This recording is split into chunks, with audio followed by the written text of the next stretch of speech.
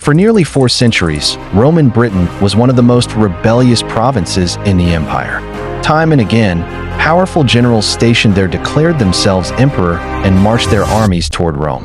But why did this remote island produce so many challengers to the throne?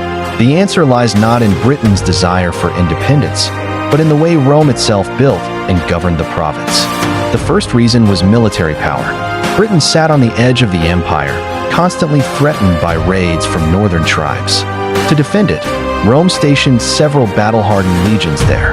Any governor of Britain suddenly commanded one of the strongest armies in the empire, strong enough to challenge the emperor himself.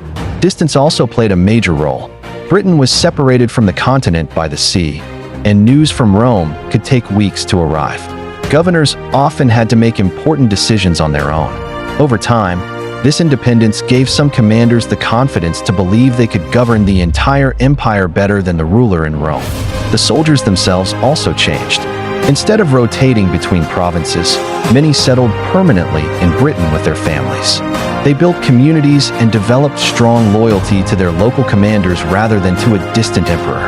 If a respected general declared himself emperor, his troops were often willing to follow him. Britain was also economically self-sufficient.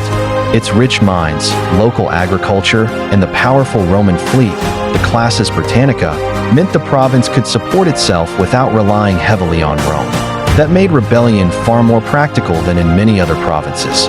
As a result, leaders like Clodius Albinus, Carausius, Magnus Maximus, and Constantine III all launched bids for the imperial throne from Britain. They weren't trying to leave the Roman Empire.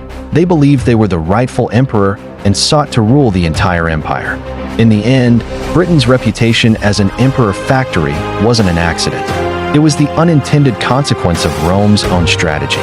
By creating a heavily defended, wealthy, and largely autonomous frontier province, Rome unknowingly built the perfect breeding ground for ambitious generals to dream of becoming emperor.